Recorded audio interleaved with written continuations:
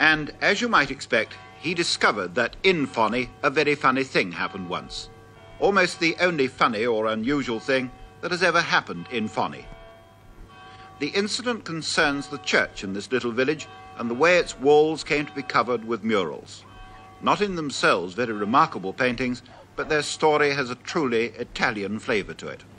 Once upon a time in the city of Milan there lived two friends, an artist and a comedian, who got on the wrong side of the law and had to run away from their native city. They ran here to Sardinia, where they lived off their wits and off the generosity of the Sardinian people. Sometimes on their journeys, one would travel ahead of the other to prepare the ground. And so it happened that one day, the comedian arrived alone here at Fonni. He soon discovered that there was a monastery here, and since he was an experienced sponger, he made a beeline for it to catch a meal and a bed for the night. But he found that the monks were busy putting the finishing touches to a new chapel, and he saw at once that here was a chance for his friend the artist to get some work. He was a smooth talker, and he told the monks in glowing terms how much he admired their new chapel. But didn't they feel there was something missing? Murals, perhaps.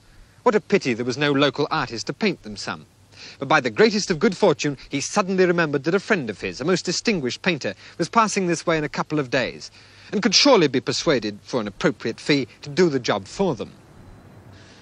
The monks were delighted with the idea, and they invited the comedian to stay with them. Several days passed, and then several more. When the artist didn't appear, the comedian began to get a little nervous, and so did the monks, who hinted that if the friend didn't arrive soon, then he'd better go out and look for him. And in fact, they were so cool that the comedian realised that unless he could produce another popular idea very quickly, he'd lose both the job and the meal ticket. And so he announced rather huffily that, as it happened, he was a painter too, and what's more, a magician.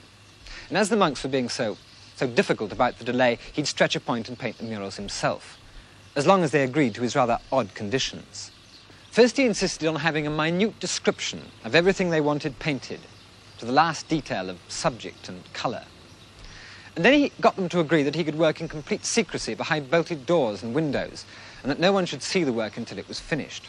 And with the final warning that they shouldn't be surprised at the result, which would surely have magic qualities, he vanished with a lot of paint into the chapel. Far from being alarmed, the monks were delighted with the idea of a magic picture, which would surely attract visitors from all over the world and bring infinite material profit to the Franciscans. And so the brothers waited greedily outside the chapel, and the comedian waited anxiously inside. He was still counting on the artist to turn up and paint the picture and save his bacon. But as the days passed, he came to realise that he'd have to fall back on his master plan, and so he whitewashed the whole building and then just sat and thought. On the day that the work was due to be finished, he splashed a lot of paint on the floor and then went to have a quiet chat with the Father Abbot. He explained that the magnificent murals were complete, but that, as he'd warned, there'd be a magic quality about them. They'd be visible only to those who were legitimately born. Those born out of holy wedlock would see nothing but a whited wall.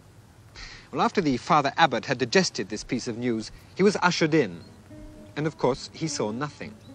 He may have been tempted to say so, but when he heard the comedian chatting on about the beauties of this part of the picture and the failings of that, the abbot's courage left him, and he found himself agreeing, discussing the work, and even offering a few mild criticisms.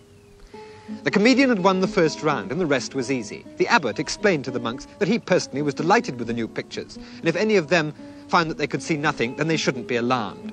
It just meant that they were illegitimate, and no man can be blamed for his parents' error. When the monks were shown in, you won't be surprised to hear that they expressed vast admiration for these virgin white walls.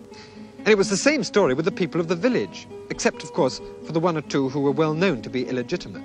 They quite happily admitted that they could see nothing. It was a dangerous kind of deception, because sooner or later, one or two or three were bound to compare notes, and then the game would be up. But fortunately for the comedian, things never reached that stage, because his friend the artist, who'd been held up by bandits, suddenly arrived. And then he was able to announce that he felt that the magic pictures were really unsuitable, that they'd only cause trouble, and that his artist friend would paint them some new ones. When the holy monks and the people of Fonni were eventually allowed in again, they all agreed that the pictures were as good as ever. And this time, of course, even the illegitimates could join the chorus of approval. Artistically speaking, these murals may not be of the highest order, but surely they're the only paintings in the world that had an entire village doubting the virtue of its parents.